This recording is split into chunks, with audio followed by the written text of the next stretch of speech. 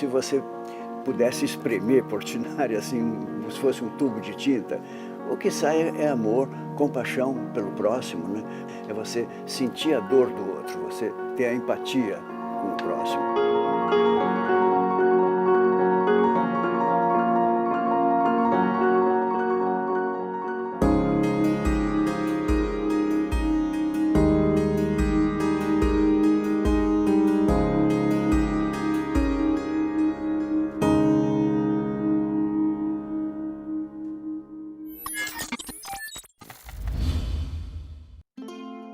Portinari nasceu há exatos 120 anos nesta fazenda, Santa Rosa, onde o pai dele, que era imigrante italiano, trabalhava na lavoura de café.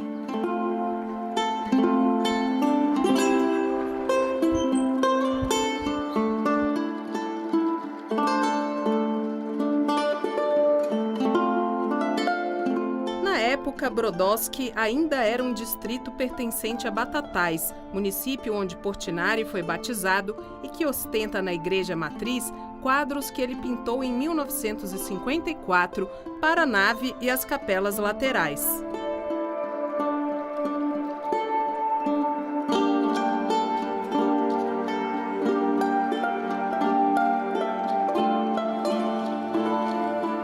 Em 1913, Brodowski foi emancipada de Batatais. A terra natal inspirou o artista da infância até a morte.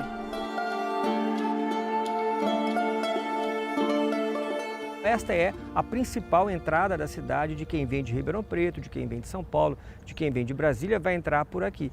O artista plástico que construiu esses monumentos, o Adélio Sarro, ele trouxe esses painéis fazendo releituras a obras de Portinari. Então ele identificou alguns elementos importantes para cada um dos portais. Então nesse primeiro portal de Boas-Vidas, vocês podem ver que existem ali os meninos de Brodowski.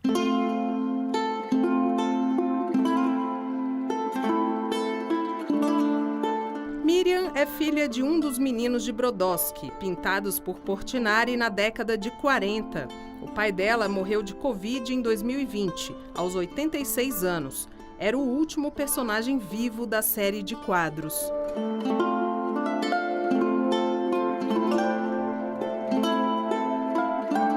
Ele morria de vontade de ter, inclusive, o desenho dele, né, a obra, mas nunca foi possível, a gente também não sabia nem com quem estava, porque, se não me engano, era uma coleção particular, né? Mas ele veio a ganhar uma réplica do quadro. Quando ele faleceu, saíram algumas reportagens, né? Falando Sim. que o último menino de Brodowski tinha falecido. Foram muitas homenagens que ele teve, né? Então ele era, entre aspas, mundialmente conhecido, né? E ele se orgulhava muito disso. Da fazenda de café, Cândido Portinari, ainda criança, se mudou para esta casa no centro de Brodowski, que era muito menor na época. Ele foi ampliando a casa da família à medida que avançava na carreira. Vinha sempre visitar os pais, avós e os 11 irmãos. E sempre trazia o único filho, João. Ele nunca deixou Brodowski, né? Brodowski esteve sempre dentro dele e de uma forma assim muito forte mesmo.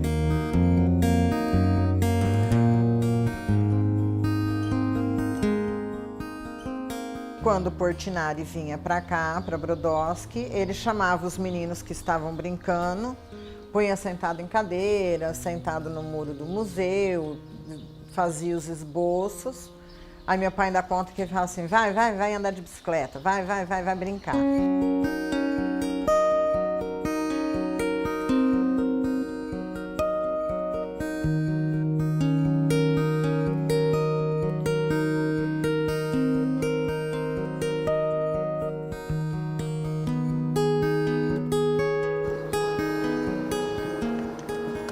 Angélica. Oi, Flávia. Tudo bom? Tudo bem? Bem-vinda à casa de Portinari. Ansiosa para conhecer.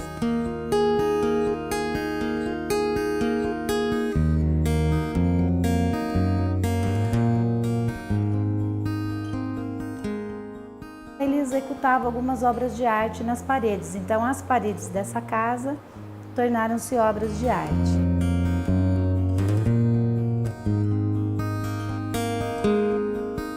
Flávia, essa é a capela da nona. Capelinha da Nona. A avó do Portinari é aquelas senhoras italianas muito religiosas, de muita fé. E numa dessas vezes que ele veio, ele encontrou a avó mais doente, porque não podia até a igreja rezar do que pela doença mesmo. E pintou os santos prediletos da avó, os santos que a avó tinha mais devoção. E aí o rosto ele pôs pessoas da família.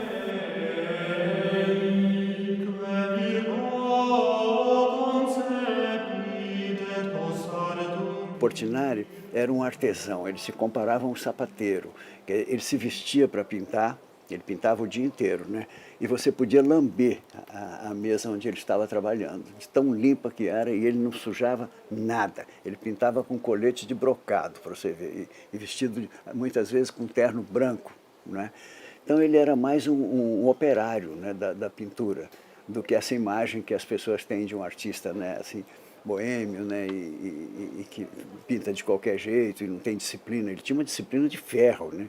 Eu, quando era criança, eu me lembro que a minha mãe me contou que um dia eu cheguei para ela e falei assim: ô mãe, o pai não trabalha, não? Ela disse: como não trabalha? Eu falei: ele fica aí pintando o dia inteiro. Não tinha a menor ideia. Aquela gente que frequentava a minha casa, para mim não tinha interesse nenhum, né? Graciliano Ramos, Elis do Rego, Mário de Andrade, Vinícius de Moraes, tudo, né? Então, só para te dar uma ideia do grau da minha alienação, um dia eu chego da praia, devia ser umas 2 horas da tarde, e eu olhei no fundo, na varanda, tinha um cara com meu violão. Aí eu falei para minha mãe: porra, mãe, esse cara vai desafinar meu violão. Ela falou: fica quieto, João, é o Villa-Lobos.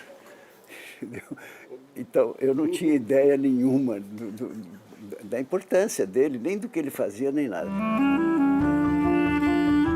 Quem também viu de perto a dedicação de Portinari foi Dona Terezinha. Ela tinha 14 anos e ajudava a tia, que trabalhava na casa do artista em Brodowski. Já era muito conhecido, muito já famoso já. Muito bom. E os pincel dele, as tintas dele, ele tinha muito cuidado, muito. Ele era muito reservado com as coisas dele. Mas ele era muito bom com a gente. Nunca chamou a atenção nossa de falar: isso aqui não tá bom. Tem orgulho de ter conhecido Portinari? Muito, muito orgulho, muito mesmo. Eu falo para meus netos tudo: ai, vó, que bom. Olha, filho, é inesquecível, a vó vai guardar isso pro resto da vida.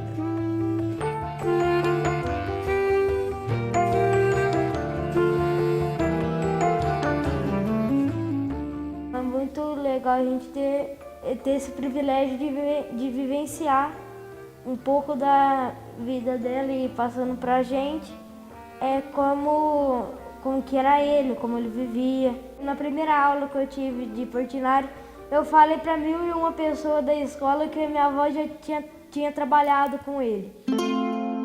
Portinari já foi como Otávio, um menino que ia à escola em Brodowski. Aqui é o local de guarda do livro de matrícula com o nome do nosso artista Cândido Portinari. E ele estudou pouco, né? Até que ponto ele estudou? O Portinari estudou até o 3º ano, né, do ensino primário. Na época era muito difícil, né, dar continuidade aos estudos, então pouquíssimas pessoas conseguiram concluir os estudos. A Escola Tiradentes também é guardiã de uma obra que o artista fez aos 23 anos. Este relevo de Tiradentes que foi realizado pelo Portinari. Portinari saiu com 15 anos para o Rio de Janeiro, né? Isso mesmo, ele foi para o Rio estudar primeiro no Liceu de Artes e Ofícios e depois ele ingressou na Escola Nacional de Belas Artes. 6 anos após a mudança para o Rio, Portinari participou do Salão Nacional de Belas Artes com a obra Baile na Roça, mas foi recusado pelo júri. Ele acabou vendendo o quadro e tentou revê-lo até sua morte em 1962. Portinari ganhou um prêmio em 1928 que o levou a morar 2 anos na Europa. Em Paris, conheceu a esposa, a uruguaia Maria Vitória Martinelli. E lá na Europa, ele escreve uma carta que é super importante. Ele escreve para uma amiga dele e essa carta ele faz uma declaração de amor ao Brasil, a Brodowski, a nossa terra, a nossa gente, as nossas coisas. A paisagem onde a gente brincou a primeira vez e a gente com quem a gente conversou a primeira vez não sai mais da gente. Quando eu voltar, vou ver se consigo fazer a minha terra. E depois, quando ele voltou da viagem, ele se debruçou nessa tarefa e fez o nosso Brasil, fez nossas coisas, fez nossa cultura, as nossas alegrias, as nossas tristezas. Portinari teve uma intensa produção durante toda a vida. João e a equipe do projeto mapearam cerca de 5.400 obras do artista. Mais de 95% continuam em coleções particulares, portanto inacessíveis à vista pública. Você tem esse paradoxo de um artista, de um pintor, que retratou uma nação, que pintou como se ele tivesse escrito uma grande carta ao povo brasileiro, né? Somos assim, e essa carta não tivesse chegado ao seu destino. Ele viveu pela arte, mas a arte também foi a causa de seu fim. Ele foi vítima, inclusive, da intoxicação pelas tintas. Ele até recebeu uma orientação médica para ele parar de pintar, né? Mas aí ele falou que se a vida dele, se ele não pudesse pintar, que a vida não teria sentido. O Portinari é um homem que morreu relativamente cedo, né? Ele morreu com 59 anos. O ciclo de produção dele é muito intenso. Você imagina, dos 19 aos 59 são 40 anos, né? 5.000 obras. Né? E isso te dá uma média de 100 e tantas obras por ano, que é mais ou menos uma obra a cada 3 dias que ele fazia. Eu sinto que o Portinari tinha pressa. A morte em cima do cavalo é a morte vindo rápido.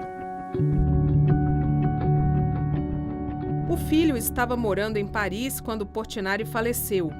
Quando voltou, já formado em matemática, encontrou um outro Brasil. A gente estava perdendo a memória, né? E se você perde a memória, você não sabe para onde ir. Então, o projeto Portinari surge nesse momento, e que é um momento também para mim, aí vamos dizer, para a pessoa do João, né, de reencontrar o pai.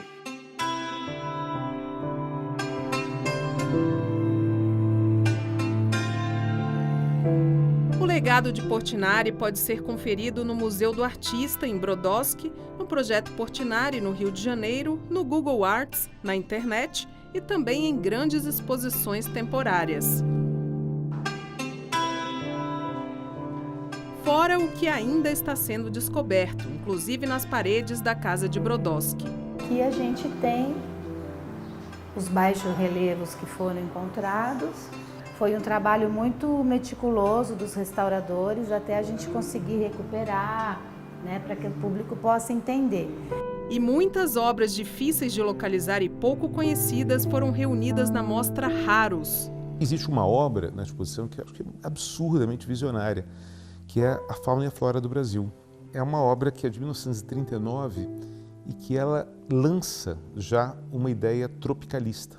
Ele também faz uma outra, que é uma observação daquilo que seria o mundo, né, no futuro, que é edifícios, né, com um olho olhando as pessoas o tempo todo. Né? A gente está tendo isso. Só que isso aí ele escreveu antes do Orwell escrever o Big Brother.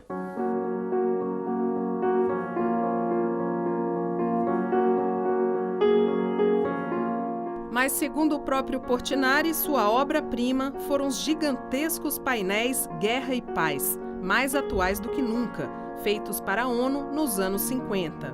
Não é uma coisa pequena você ser convidado para fazer o painel de entrada da Assembleia Geral das Nações Unidas, que estava recém sendo criada em Nova York. Portinari foi impedido de ir ver a inauguração do Guerra e Paz em Nova York, porque os Estados Unidos não deu visto a ele.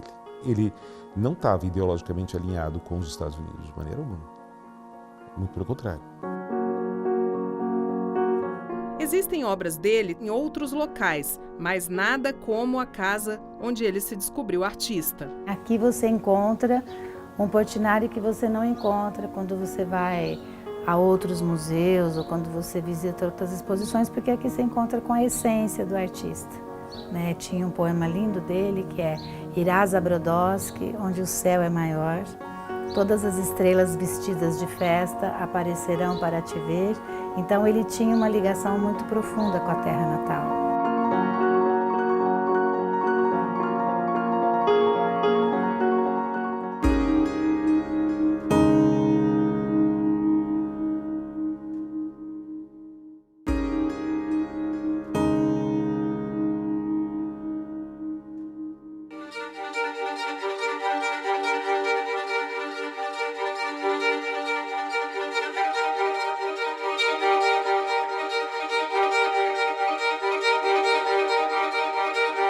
Quando você olha para a obra do Portinari, você fica assim surpreendido pela vastidão da temática, né? Ele denuncia a injustiça social, a desigualdade, né, que sempre existiu em nosso país e que é uma das marcas fortes, né, na obra do Portinari.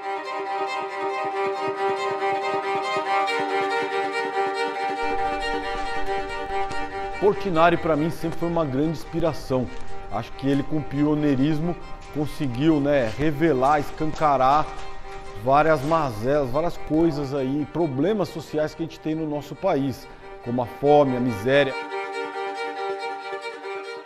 Olhem para cá, vocês sabem, isso aqui é uma releitura. Vocês sabem qual que é a obra original? Portinari. Alguém sabe o nome dessa série? Retirantes, muito bem. Isso aqui são 3 painéis, 3 telas, 3 obras que ele pinta. Inclusive uma delas está no MASP.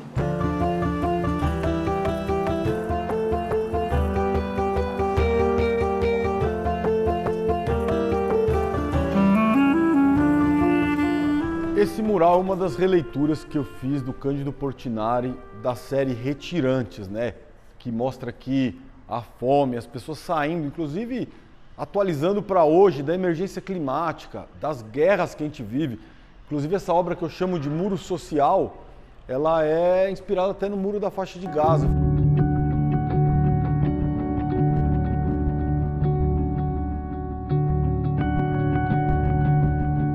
Quando eu faço talvez o maior desafio da minha vida, que foi pintar uma empena de mais de 1000 metros quadrados no centro de São Paulo, essa cidade cinza, e eu faço uma releitura do lavrador de café, que é uma responsabilidade enorme, mas colocando um brigadista no lugar do lavrador, que o brigadista é quem apaga os incêndios lá, isso gerou uma mídia enorme, tanto nas redes sociais, mídia internacional, e que deu, primeiro, uma visibilidade inédita para os brigadistas, e a gente foi falar de queimadas de uma outra forma. E os brigadistas voluntários que arriscam suas vidas para apagar esse fogo da ganância que consome o nosso país.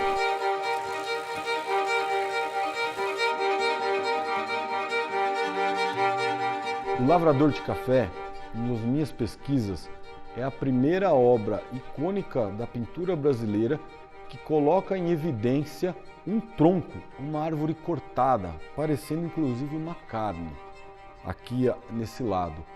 Porque nenhuma obra evidenciava essa destruição ambiental. Mesmo no Portinari, é raro você ter essa evidência quase que em primeiro plano. Então, foi aí que eu, nessa pintura, coloco aqui um tronco cortado com o formato do mapa do Brasil. O que eu faço é trocar os elementos. Então, onde do lavrador de café tinha a enxada, eu fiz um batedor de fogo. Aonde tinha os pés descalços, que é muito forte característico da obra, eu fiz essa bota de EPI do brigadista. Eu troquei o trem que passa aqui por caminhões. Então coloco aqui caminhões de desmatamento, que foi inteira pintada com cinzas de 4 biomas: Amazônia, Pantanal, Mata Atlântica e Cerrado.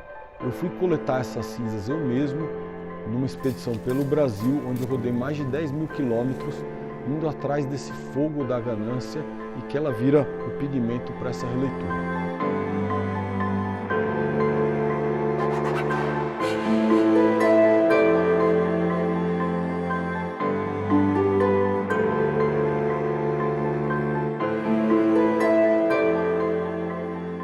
Artivismo é a junção de ativismo com arte, né?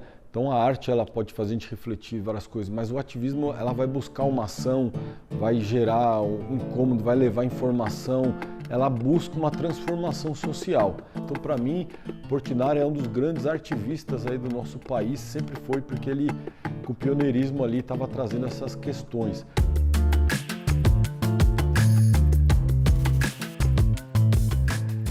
A primeira obra dele de denúncia de justiça social chama-se Os Despejados.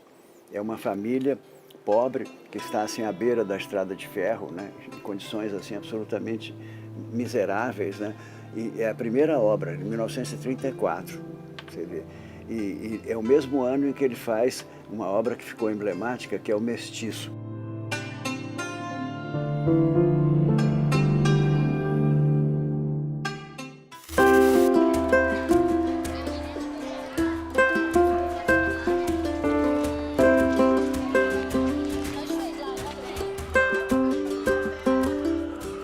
Teve um de vocês que escolheram a obra O Mestiço, que eu vi, foi Samuel, né?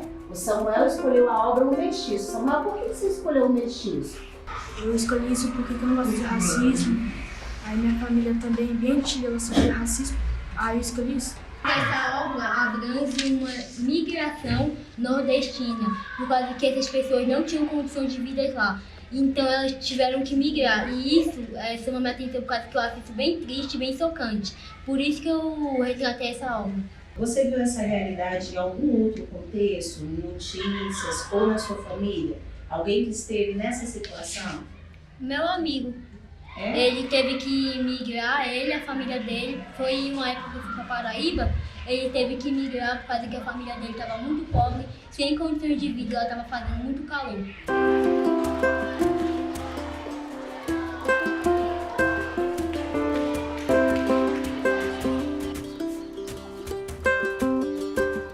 A escola inteira trabalhou as obras de Portinari. O professor teria que estar incluindo na sua disciplina para que os alunos, os estudantes pudessem levar isso para esse aprendizado. Então, assim, é uma releitura, uma reescrita, é uma foto, é um desenho. Cada detalhe do quadro tem alguma coisa por trás, algum problema social e político.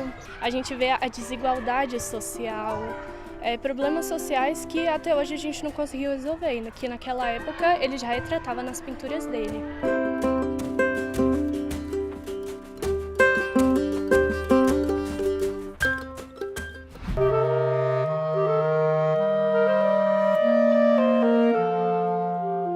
Portinari tocou a minha vida, acho que desde criança, né? A arte modernista, tive o privilégio de estudar e ela estava no livro Retirantes, acho que sempre me marcou.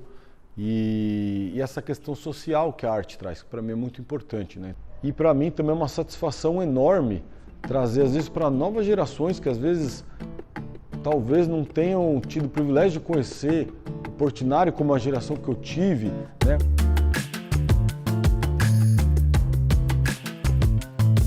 Uma das missões principais do projeto Portinari é a democratização do seu legado, legado ético e humanista.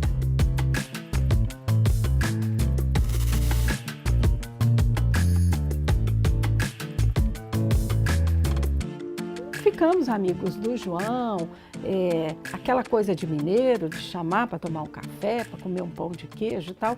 E aí, alguns anos depois, o João me ligou e falou: Sávia, nós vamos trazer os 2 grandes painéis do Portinari para o Brasil e vai ser uma grande oportunidade. E eu estou convidando alguns artistas para fazer uma releitura do trabalho do Portinari. E fiquei muito emocionada, porque Portinari ele desenhou o Brasil, ele retratou o Brasil, ele fez toda a trajetória do povo brasileiro com pincéis. E foi uma coisa maravilhosa. Nós escolhemos 20 estudos, 10 do Guerra e 10 do Paz. Nós seguimos todos os traços, não mudamos as tonalidades, não mudamos o desenho em nada, mas fizemos ao redor dos trabalhos, dos desenhos, a nossa releitura de mundo, de Brasil.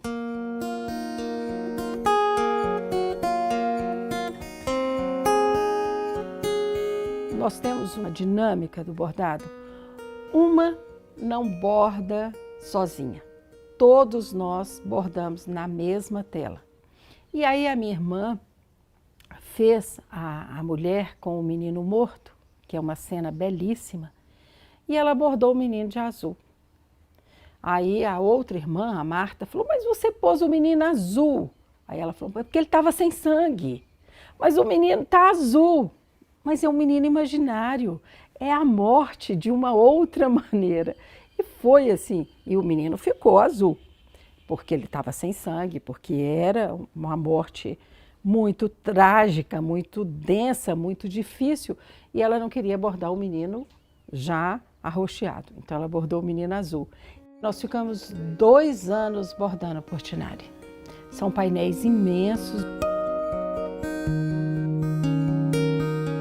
E um colecionador comprou todas as obras e ficou com esse acervo para futuramente ele vai doar para um espaço cultural em Tiradentes, em Minas Gerais.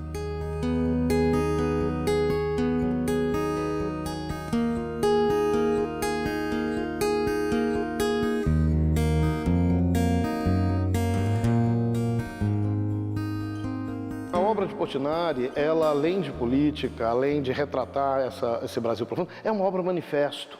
Ela não é muda. Não tem um quadro de Portinari, uma obra de Portinari, que ela seja silenciosa. Não, você passa por ela e faz assim, psss. Quando você chega, cara, ela fala de coisas que você não gostaria de ouvir, na maioria das vezes, né? Então é esse lugar desse manifesto que eu peguei na construção dessa segunda coleção. E todas as chagas daquele momento. Quem matou Marielle Franco, por exemplo?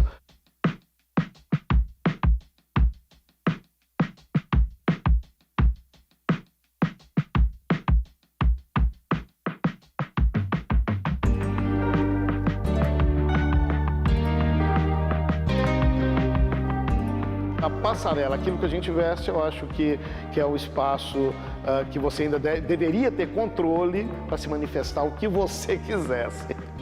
Mas o meu trabalho, eu sempre procurei e procuro não perder de vista essas pessoas que pensaram um Brasil possível. Imaginaram um Brasil que, na maioria deles, não se concretizou, né? Então, assim, e Portinari é um eterno moderno por isso. A obra dele fala de um país possível, né?